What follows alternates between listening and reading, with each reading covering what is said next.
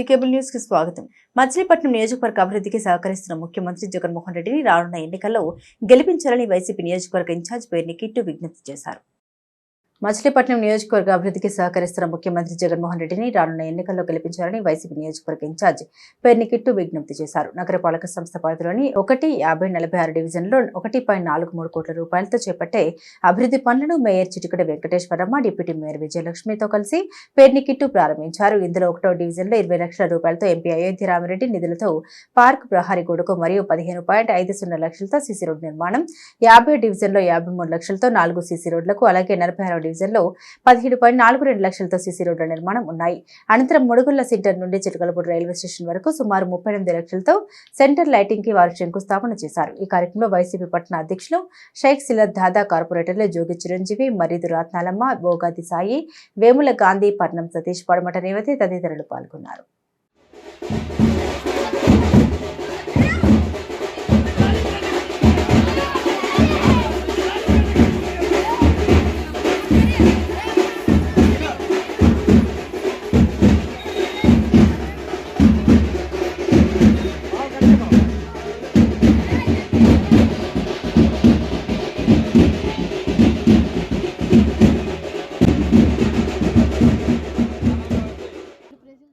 పట్టభి స్మారక భవన నిర్మాణం విషయమై నిర్వహించిన అఖిలపక్ష సమావేశం రసభాసగా మారింది.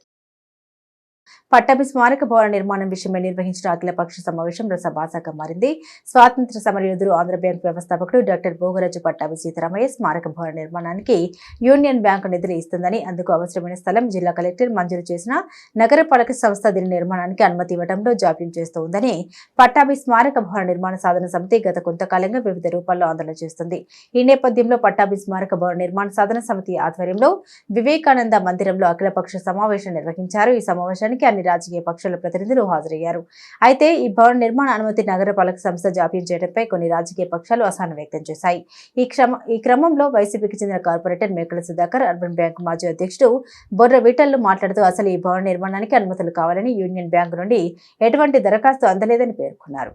దరఖాస్తు లేకుండా అనుమతి జాప్యం అయిందనడం సరికాదని వారు వాగ్వివాదానికి దిగారు. దీంతో సమావేశం నుండి పలువురు నిష్క్రమించారు. సమావేశంలో బీజేపీ నాయకుడు సొరచెట్టి బాలాజీ, జనసేన నాయకుడు మాదిరెడ్డి రాము, టీడీపీ ప్రతినిధి ఇలియాస్ పాషా, సిపిఐ నాయకుడు మోదిముడి రామారావు, సిపిఎం నాయకుడు కొడాలి శర్మ, కాంగ్రెస్ ప్రతినిధి చంద్రశేఖర్ మరియు పలువురు ప్రముఖులు పాల్గొన్నారు.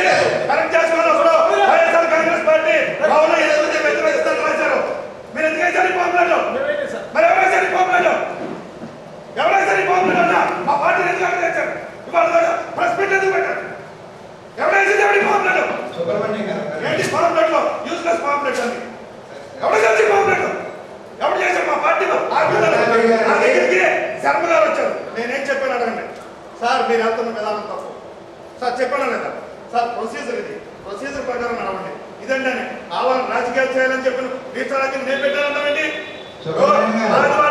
సార్ ఏంటండి సార్, పూర్తిగా మాదివాడ రామరావు గారు ఆస్తి సార్, మాదివాడ రామరావు గారు 40 కోట్ల రూపాయలు డబ్బులు ఇచ్చారు సార్. మాదివాడ రామరావు గారు 40 కోట్లు ఇచ్చినోడు అప్లికేషన్ పెడతారా నేను బిల్డింగ్ కట్టుకున్నానని? సైట్ గవర్నమెంట్ అవ్వచ్చు, ఎంపీ గారు ఇవ్వచ్చు, ఎమ్మెల్యే గారు ఇవ్వచ్చు, కౌన్సిలర్ ఇవ్వచ్చు, పక్కన పెట్టండి. 40 లక్షలు ఇచ్చిన ఆయన అప్లికేషన్ పెడతాడా? 40 లక్షలు దేనికి ఇచ్చాడు? గవర్నమెంట్ ఆఫ్ ఆంధ్రప్రదేశ్ ఎప్పుడు 2 ఎకరాల భూమి ఇస్తేనే 40 లక్షలు శాంక్షన్ చేశాడు యూనియన్ బ్యాంక్. తద్వారా యూనియన్ బ్యాంక్ వాళ్ళు లెటర్ పెట్టాలి. గౌరవ మున్సిపల్ కార్పొరేషన్ కాదు, మున్సిపల్ మేయర్ గారికి ఎవరైతే డబ్బు శాంక్షన్ చేశారో వాళ్ళు అప్లికేషన్ పెట్టాలండి.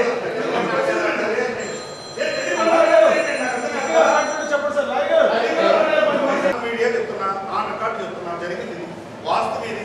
శర్మ గారు అడగండి, నాకు ఎవరో తెలియదు, శాస్త్రి గారు నాకు బాగా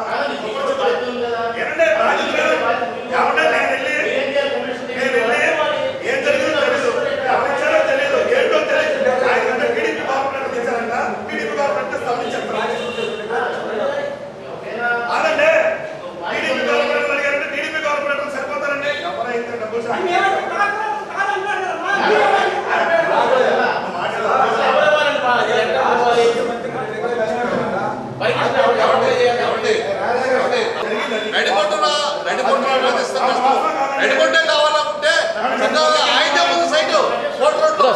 అయిపోయింది, 2 ఎకరాలు ఇచ్చారు, అయిపోయింది. దాని గురించి లేదు, మేము ఒప్పుకోమని లేదా మున్సిపల్ రిజెక్షన్ చేసిందని ఎక్కడ మీకు ఉందా? మీరు ఎందుకు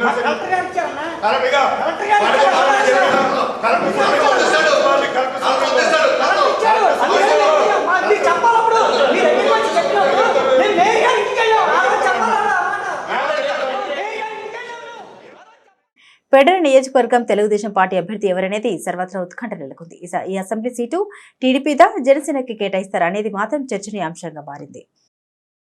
పెడన నియోజకవర్గం తెలుగుదేశం పార్టీ అభ్యర్థి ఎవరనేది సర్వత్రా ఉత్కంఠ నెలకొంది. ఈ అసెంబ్లీ సీటు టీడీపీదా జనసేనకి కేటాయిస్తారా అనేది మాత్రం చర్చనీయాంశంగా మారింది.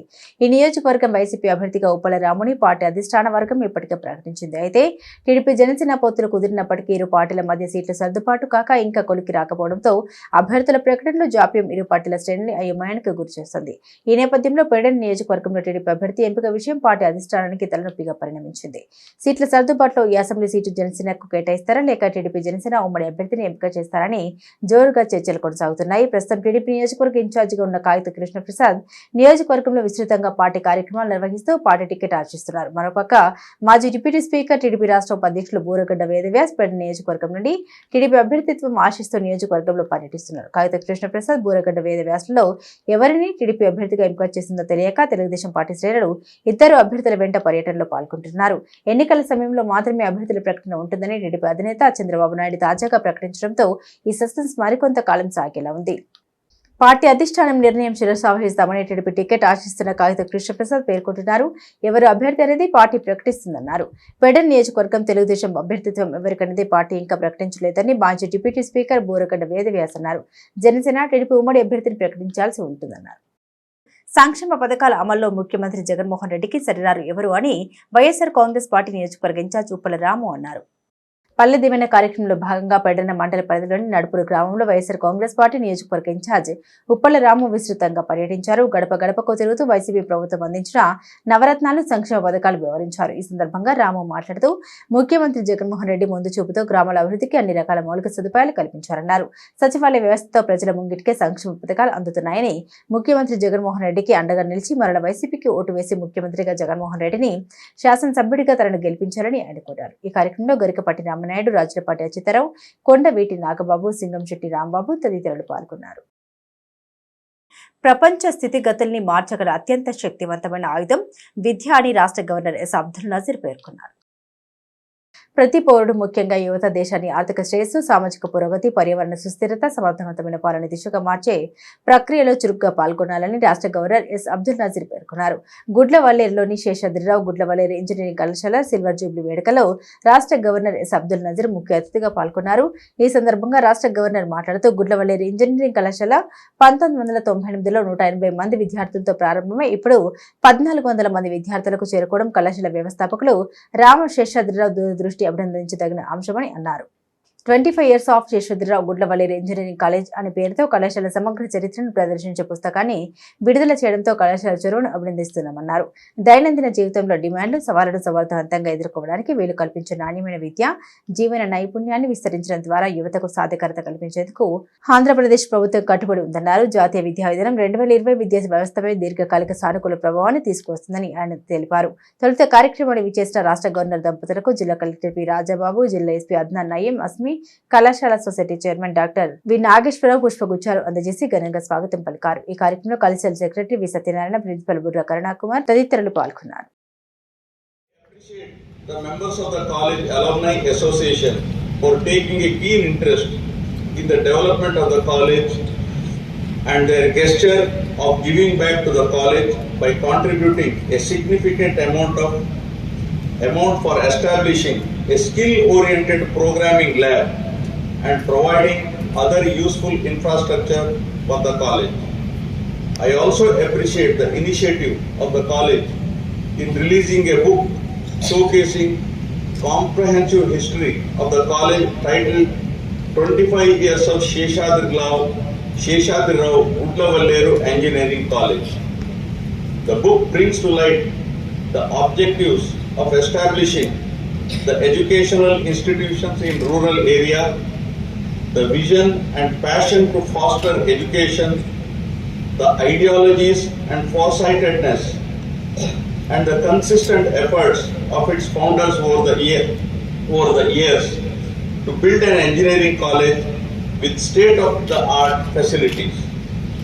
In higher education, National Education Policy 2020 provides valuable insights and recommendations on various aspects of education that include moving towards multidisciplinary and holistic education, institutional autonomy, promotion of quality research through establishment of National Research Foundation. The NEP 2020 is based on the pillars of access, quality, equity, affordability, and accountability, and promises to address the current challenges of low literacy level and high dropouts. The NEP 2020 also recommends for continuous professional development of teachers, integration of technology, internationalization of higher education, restructuring of governance and regulatory architecture, multidisciplinary curricula, engaging blended pedagogy, valid, reliable and blended assessment and availability of content in Indian languages. I hope the college will continue to strive to promote interdisciplinary research and develop sustainable solutions to address the societal challenges in true spirit of recommendations of National Education Policy 2020. One of the key targets of NEP 2020 is to raise gross enrollment ratio in higher education to 50%. City cable news సమాప్తం.